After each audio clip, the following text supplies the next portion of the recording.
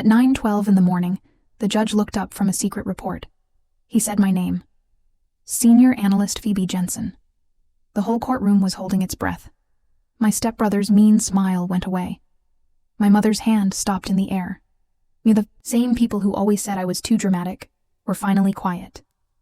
They thought this was just a family fight. It wasn't. It was a government case. And I had proof they couldn't argue against. Before I tell you how I, the quiet daughter, used the truth to stop my family's lies, please hit the like button. Tell me where you're watching from. I want to know I'm not the only one who has had to choose truth over family. To other people, we looked like the perfect family. The kind people wished they had. We had the nice house with a white picket fence, neat bushes, and smiling faces in every Christmas picture. My mother, Sandra, made sure it looked that way. She believed peace meant pretending everything was fine, and that being silent was the same as being loving. That fake picture was all that mattered to her. My stepfather, Gary, played along, and my stepbrother, Mark, was her favorite. He was the star of this fake, perfect family. At family dinners, Mom would look at him like he was the most wonderful person in the world. Mark got another promotion, she'd say, clapping her hands like it was amazing news. He would raise his glass and smile. Everyone loved that smile, but it hid the bad person underneath. Assistant sales manager, he'd say, very proud, like he was a king. Everyone would laugh, everyone but me. I remember sitting at that table, cutting my food while they celebrated him, feeling like I wasn't even there. One time, I said I had just passed a special government test that almost no one passes. Gary barely listened. His eyes were still on Mark.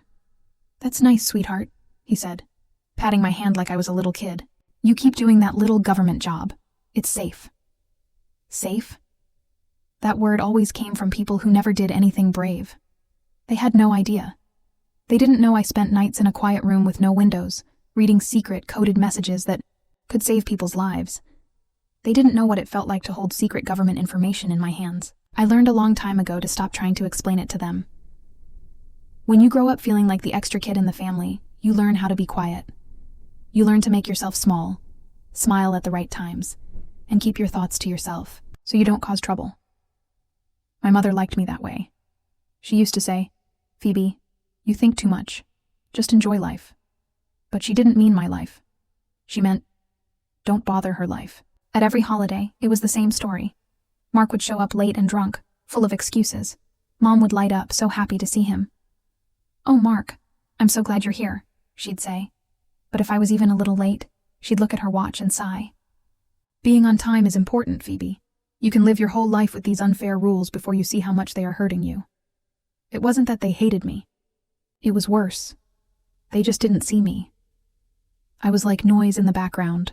I was the responsible one, the daughter who didn't need attention. They thought my silence meant I agreed with them.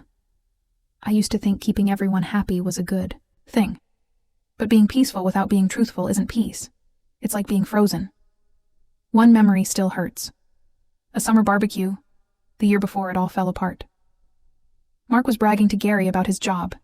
The air smelled like smoke and beer. I remember Mom laughing, a loud, happy laugh she only used for Mark. I tried to share something important. My team's work had just stopped an attack in another country. She just brushed it off. You always make things sound so serious, Phoebe. Just relax, she said. That word, dramatic, really hurt. It felt like a small, sharp piece of wood stuck under my skin. That night, after they were asleep, I sat on the back porch with a cup of coffee. I thought about how in my real job, being careful and quiet saved lives. But in this house, being quiet just helped the lies grow. Something inside me was changing. It was slowly getting harder, like stone. The next time my mother called me dramatic, it wouldn't be a simple insult. It would be a word she would wish she had never said. It happened late one night. It was hot, quiet, and smelled like whiskey.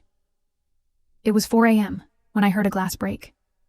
Then I heard Mark's voice, drunk and mean, looking for a fight. I found him in the kitchen. The light from the fridge made him look blue. He smelled like alcohol. He turned when he saw me. Can't sleep either, huh? His smile was ugly. What's wrong, agent girl? Still think you're better than us? I kept my voice calm and low. You should go to bed, Mark. You've had enough. That was my first mistake. Being calm. To him, being calm meant I was in control, and he hated that. He stepped closer, holding the empty bottle. You think that stupid desk job makes you special? You don't even have a life. Mom says you hide in your job because no one wants you. The words hurt, mostly because I knew she did say that. From the living room, I could hear quiet laughing. My mom and stepdad were awake. They were listening. I turned to leave, just wanting it to be over. That's when I heard a drawer open. The sound of metal on wood. I turned back. He had a screwdriver in his hand. "Mark, stop," I said. My voice was more steady than I felt. "Put it down." He just smiled a sick, wide smile. "You're so dramatic." Then he jumped at me. A sharp, burning pain shot through my shoulder. My knees gave out and I fell. The world turned sideways. I could feel the warm, wet blood on my shirt. And through it all, I heard my mother laughing. "Oh, Mark," she said, her voice floating in. "She probably just slipped. Phoebe, stop being so dramatic." The room was spinning. I stared at the ceiling. I thought about how quiet the world gets when you finally stop expecting anyone to help you. Then I realized I was still breathing. I was still awake. And I was still in control of one thing: what I did next. When I woke up, I was in a hospital. I smelled the clean, sharp smell and heard beeping machines. My shoulder was on fire. For a second, I thought the quiet meant I was safe. Then I heard her. "Oh, thank God you're awake," my mother said. She sounded like she had practiced her lines. She sat next to my bed, her hands folded. Gary stood behind her, pretending to be worried. "You gave us a scare, honey," she said. "You tripped and fell on a toolbox. Mark feels terrible." I just looked at her. The words slowly sank in. "I fell." She nodded very fast.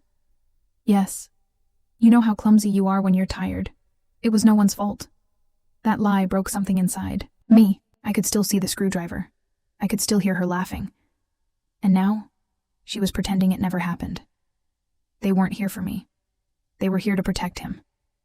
I made my face blank. My work training took over.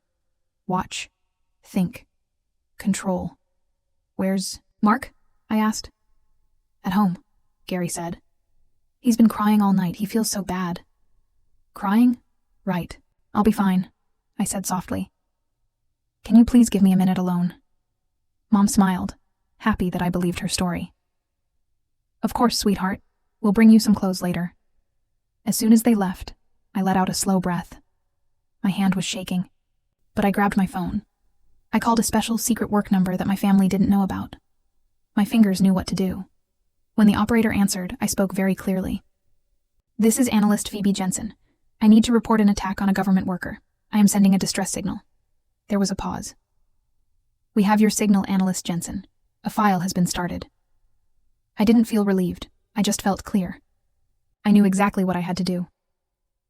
A few hours later, a lawyer from my work, Anna, came to the hospital. She was all business.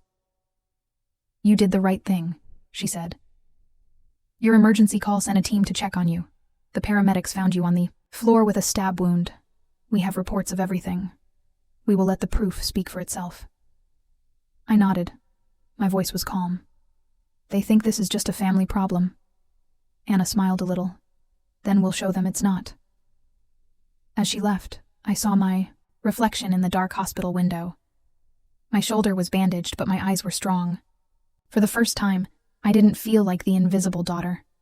I felt like I had a purpose, and I had the paperwork to prove it. The courtroom was old and stuffy. It smelled like old paper and bad coffee. I walked in behind my lawyer, Anna. I stood up straight, even though my shoulder still hurt. My mother, stepdad, and Mark sat on the other side. Mark looked clean, but he had that same small smile on his face. The same smile he had the night he hurt me. My mom looked at me, annoyed. She still thought this was all a big, embarrassing mistake. She had told herself her lie so many times. She believed it. Anna whispered to me, "He'll talk first. Let him lie and trap himself." Mark's lawyer stood up. "Your Honor," he said, "this whole thing is a simple family argument that got out of hand. Ms. Jensen, his stepsister, is known to be emotional and make things up. Even her own mother will tell you she is very dramatic. There was that word again. The lawyer went on. My client is sorry for the misunderstanding that hurt Ms. Jensen, but it was just an accident. He finished and looked at my family like he wanted them to clap. My mother nodded, happy with what he said. Mark leaned back and fixed his tie. Then Anna stood up. She was quiet and calm. Your Honor, she said, we want to show you this official government report, number 77B, along with 911 calls and official statements. Mark's lawyer laughed. Your Honor, this is a family fight, not a government case. The judge looked at him. That's a big claim. Let's see this report. Anna gave the judge the secret folder. He opened it and started reading. His face changed from curious to surprised to angry. This report, he said slowly, is an official emergency alert from the government. It says analyst Phoebe Jensen sent a distress signal. The system tracked her location and sent help right away. People in the courtroom started whispering. The judge kept reading. The emergency team found Ms. Jensen with a stab wound from a Phillips head screwdriver. Her blood was on the weapon. A blood test showed Mr. Mark Jensen was very, very drunk, with a 16 blood alcohol level. The judge put the papers down. His eyes were hard. Mr. Jensen, do you want to change your story? Mark just stared, unable to speak. My mother stood up. Your Honor, this is a mistake. Phoebe is just very sensitive. The judge cut her off. Sit down, Mrs. Jensen. The room was completely silent. Anna spoke softly. Your Honor, we are not asking for money. We just want the truth to be on record and a permanent restraining order to keep her safe. The judge nodded. He looked at me. Ms. Jensen, he said, it looks like your work has saved lives before. Today, your careful thinking saved your own. Then he looked at Mark. Based on this proof, I am giving you a permanent restraining order. I am also sending this case to the police. You will be charged with a serious crime. Officer, please take Mr. Jensen out of the room. Mark's face went white. He tried to look at me, but I had no sympathy left to give. My mother started to cry. Phoebe, please. He didn't mean to. He's your brother. Anna stepped in front of me. That's close enough. Her voice was calm and final. I just stood there. I didn't say a word. For the first time, I wasn't hoping they would finally see me. They were all looking, and I didn't care. The officer took Mark away in handcuffs. My mother cried. Gary stared at the floor. Court is over, the judge said. As we left, Anna whispered, You did a good job. I said, I didn't do anything. I just told the truth in a place that would listen. In the hallway, my boss, Director Evans, was waiting. He nodded at me. Glad you're okay, Jensen. We'll take care of the paperwork. That was it. No hugs, just respect. That's all I ever wanted. Through the window, I could see the sun coming out. Behind me, I could hear my mother yelling down the hall. Phoebe, wait! We need to talk. I didn't turn around. I just kept walking toward the light. My shoulder ached, but it was a pain I understood. The truth had finally done what I never could. It made them silent. Outside, the air felt clean. Anna stood with me. They'll file the charges this afternoon, she said. You won. I answered. It wasn't a game. She smiled a little. Exactly. Then she left. My boss, Director Evans, was waiting by a black car. Glad you're all right, Jensen. Take the rest of the week off. We'll handle this. Thank you, sir, I said. As he drove away, I looked back at the courthouse. For the first time in a long time, I didn't feel invisible. I felt finished. 1 year later, I stood in a big glass office with the city lights behind me. The name on my door said, Phoebe Jensen, Team Lead. My team was around me. They were smart and steady. They were the kind of family you earn, not the one you are given. I have a small scar on my shoulder. It reminds me of the night I stopped caring what they thought. That morning, I got a long email from my mother. It was full of apologies and excuses. I didn't read it. I just deleted it. Some silence is a choice.